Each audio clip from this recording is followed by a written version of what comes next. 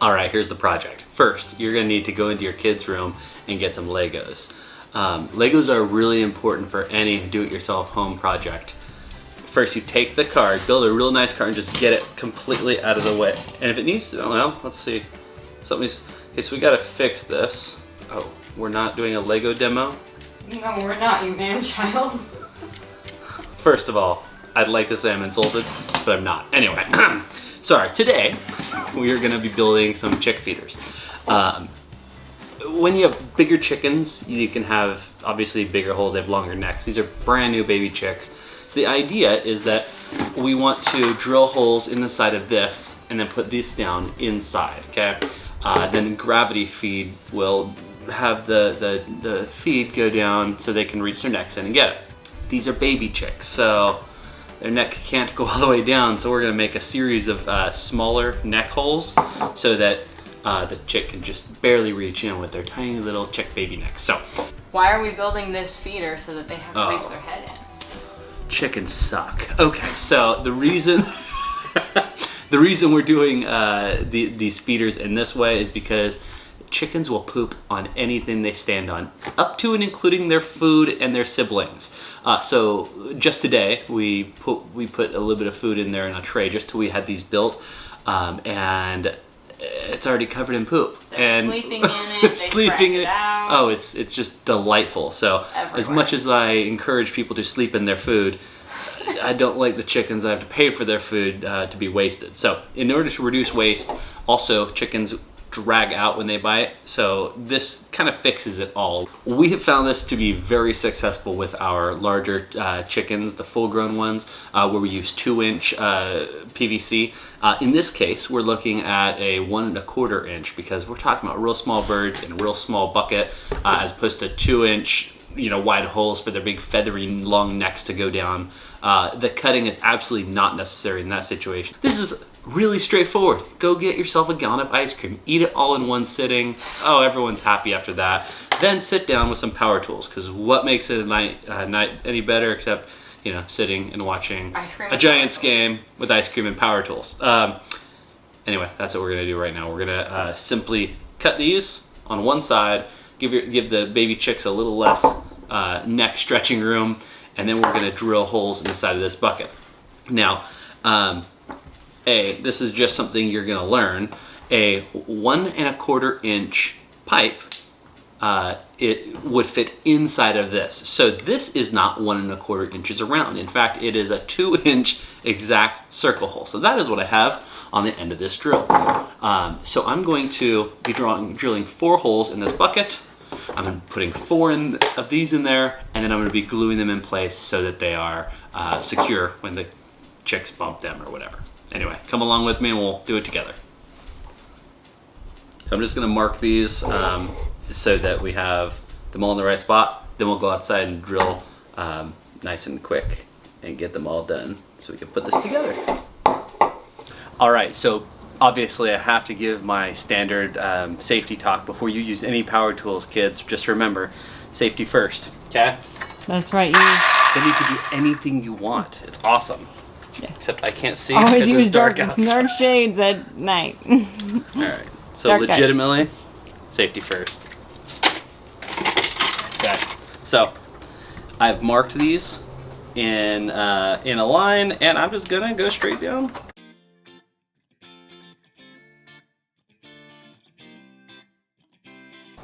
Betsy, what are you doing? Don't lick the blade. She's helping. Should we give her some goggles? Here. You need some goggles. Come here. Let's do this. Safety first go. She doesn't want to be a part of this. And I can't blame her. Safety's for squares. Safety's for squares.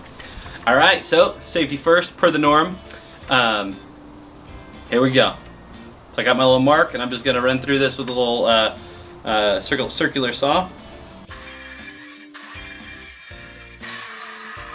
One down, several to go. All right, so here's the behind the scenes. I'm gonna assume Amanda just made me like genius as I hand cut those PVC with a skill saw. Really? Don't do that. You're gonna lose a finger. I felt like every time I was cutting with that thing, I was gonna lose a finger. They make these really cool things. They're handheld. It's called a handsaw, and to be honest, I did it both ways, and you can see the difference between the neatness of the hand sawn versus you trying to use a circular saw. I would say in the future I'll probably just stick to the hand sawing, even though it is a little more work, a little more time. Makes it a little neater. Now, quite frankly, it's not going to matter because that's going to be down in the seed. But you might end up with one that looks like this, and that's just got to come off because that's just ugly. But don't saw the table. Yeah. There's so many rules in this house, honey. So you can see how much more effort this is. And if you're doing a whole bunch of them, it can be a little exhausting. But you know what? Such is life. So, how was your day at work?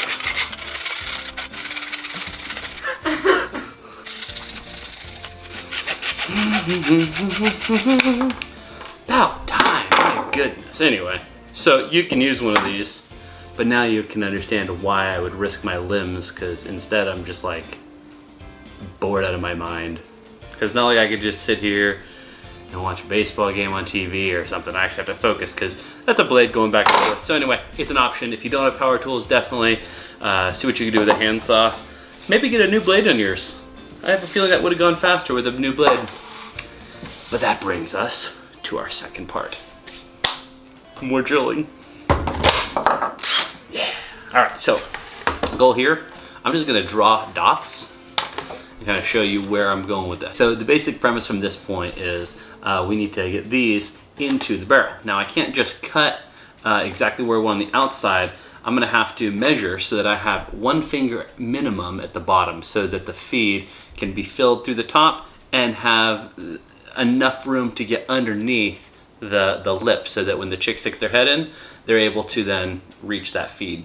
So I can't put it flat on the bottom because obviously no feed can get into it. That's the very basic science of this. Now we're using chick starter feed. Obviously with chicken scratch or lay mash or pellets, whatever you use for the bigger birds, it could be further off the bottom. They have longer necks. It's not as big of a deal, but very minimum, since we don't want to have just this layer at the bottom of mash and feed they can never get to.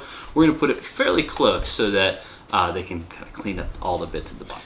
All right, so I'm going to take my handy dandy Sharpie here and I'm just going to mark where approximately the center of the ring should be. Now, I said earlier 1 finger sideways. Realistically, these have rounded edges, so I'm gonna do 1 finger on the side, but it's gonna be more like 1.5 fingers at the bottom when we're actually inside the middle of the bucket.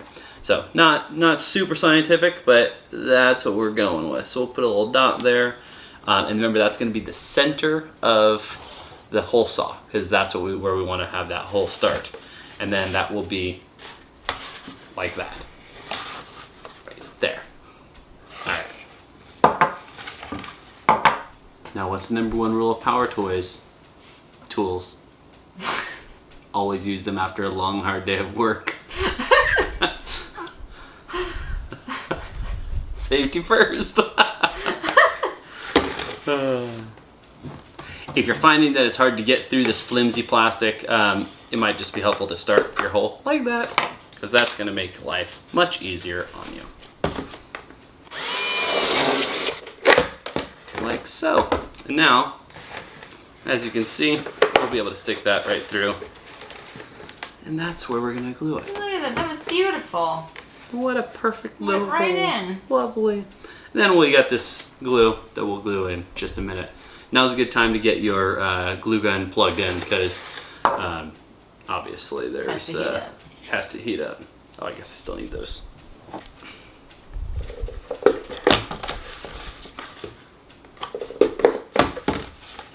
Just a disclaimer here, these are not our ice cream totes. We got these from our good friends over that had blackberry property. That's right. Oh, blackberries. Go blackberry picking if you get a chance. I think we went in July, late July.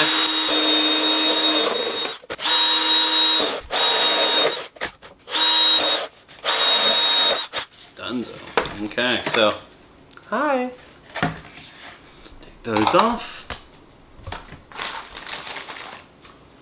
Get your glue stick. Got these things. Go ahead and pop them in. Just gotta see what it's gonna look like. There we go. So kind of like so. And then the little chickies can put their head in and good stuff, good times. All right. And what's nice is that you can fill the bucket and know that they're set for a little bit. Yeah. Yeah, long term they might come loose or whatever, but not a big deal. Really, they're only using these buckets for like 2 to 3 weeks, so it doesn't have to last a super long time. But if you do it right, you can reuse them for future flocks, or we always are gonna have baby chickens in some way or another, layers or meat birds. So we'll want to make sure we have something that makes it easier on us to take care of them. I'm just kind of gonna goop it nice and thick on top, and we'll let it set. We love these feeders for our adult chickens. Like, there is zero wasted food. It's great. Yeah. That's really the thing that drives me in these kind of projects. What does this get me? For any of you who homestead on a full-sized farm, you kind of have a clue that you can save money. If you're doing it in the city, a lot of times you're doing it for the health benefits, or you're doing it for the experience, the family time, the projects that you get to look at and say, this is mine, I did it. There's not a whole lot of saving that goes on when you do stuff in the city. We have friends who go, oh, how much do you save having chickens lay eggs?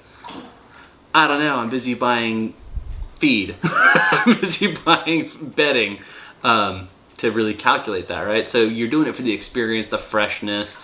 You know what went into them, and you get to kind of pour into leaven on the birds that you then get to eat their butt nuggets. Farm fresh butt nuggets. Chicken butt fruit. Chicken butt fruit. Call them what you will. Some call them eggs. Yeah, no, so we like to do these projects, and as much as we can, save time and money. You're never going to be full-scale production farm efficient, but with everything, do it the best you can, right? And learn as you go. And that's what we're doing. So I'm surprised that those holes even still look a little bit big and loose for those. Yeah, I mean, in theory, you'd want it to be super, super tight, almost so tight that you'd have to force the PVC thing through. The problem is, if you force it, then you get a warped bucket, and the top's hard to put on. And they only come in like quarter-inch sizes. So if I went another quarter-inch lower, they'd be way too tight to get the things through. Obviously, the glue doesn't have to be beautiful. No, honestly, you just want to have it be airtight, so you don't get grain through the outside if the hole is not exactly perfect. And that's my only concern with this, because they are just a little big, the holes for these PVC. But you don't want them to slip, and that's the thing. So hold it tight and make sure the grain can't fall through. And really, you're going to be dumping food in. It's not like you're super carefully putting in a teaspoon at a time. Right, the food itself is going to help anchor it when it's full. But there's going to be weight on it when you drop it in, right? So you kind of do just make sure you're doing it the best you can. Put enough glue to really hold it, but it doesn't have to be beautiful. Unless you're into that kind of thing. Do you think that it will require any glue on the inside or just on the outside? We'll let it harden. I think we'll find out. I'm sure there will be like, oh yeah, we should put a little there. I think we could probably show where we're at right now.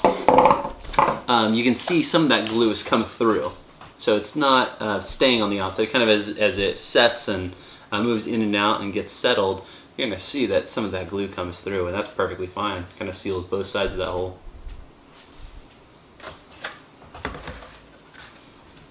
On to the last one. This project cost roughly $3, $4. They're about $1 each, and then the bucket was recycled. So if you're talking about the recycling value of ice cream, can you really put a dollar figure on it? Go green. And you were fortunate in that you already had the tools. Yeah, I mean, in theory, you will have to buy some tools to do the project. Same as anything, but then you have the tools the next time, right? So yeah, it doesn't cost much to get these 90 degrees. If you're going for larger birds, 5-gallon bucket and 4 of these, and look, you're done. You just need to get a 3-inch hole drill bit. So in all, this project is not all that expensive, but it will definitely save you money in feed that is no longer lost. So this is the other trick. Remember how we said they like to sleep in their food? Yay! Shall we fill it up and see what it looks like with food in it? Or is it dry? Yeah, oh yeah. Hot glue. Look. Look at that. Let's go get some feed and we'll fill this bad boy up and see how it works. Would you like to do the honors? Oh boy, watch me dump it because I'm clumsy. Are you ready? I'm ready.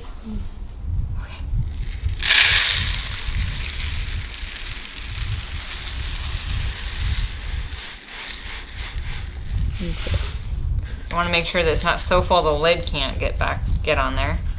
Ah, angels singing. It's even got a handle. Okay, so the science behind this is when you have a 90-degree angle, food can't go up and out.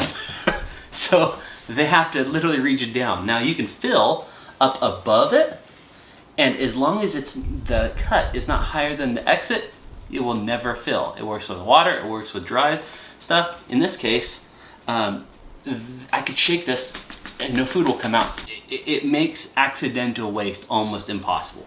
So I'm thrilled with the concept. I can tell you it works for the adults. It will work for the kids as long as they can reach it, and that's kind of why we did the cutting thing. But yeah, this is a good find. Another thing about having this elbow is that there's a lip here as well. It's not just about the lip on the feed side. There's a lip on the chick side too, because when they eat, they come down and peck. So they're scooping stuff out. But if you have this lip here, it's going to catch most of that food. You might lose a few granules because this is a crumbled feed instead of the pellets like we use on the adult chickens. But it's going to be significantly less than if it was just open. Have I ever told you you're imperfect? No, I'm actually just looking at your hair. You have some plastic. You must have been standing next to someone with a drill today. Hey, look. Now, honey, you are perfect. It's Vogue. It's Vogue. I'm going to put a nose ring in. Okay. Wow. Yeah, this is how we entertain ourselves. All hers, ladies. He's mine. Oh, Don't touch dark. that dial. One of those days, you get off work. We went to Bible study. Now we're back home doing projects after the kids are down to bed. I think we're pretty much living everyone's life right now. Like, it's just a crazy, busy time. And yet, we are still finding time to do projects. So we encourage you guys, find something to do. It's easy to sit and relax and waste time, but get out there and do something. Grow something. Yeah, grow something. Baby bird. Yeah, grow a bird, grow a plant. This is your urban nerd with a goat herd and a bunch of chickens. And a chicken flock. And a chicken flock. I'm an urban dude with a chicken flock. Just doesn't have the same rhyme, which is why we go with urban nerd with a goat herd. That's a little inside YouTube for you. Oh yeah. Anyway, this is your urban nerd with a goat herd and a chicken flock, so that you can grow where you're planted. Even if you're a baby chicken. Even if you're a chicken. Sleeping in the garage right now, that looks like this.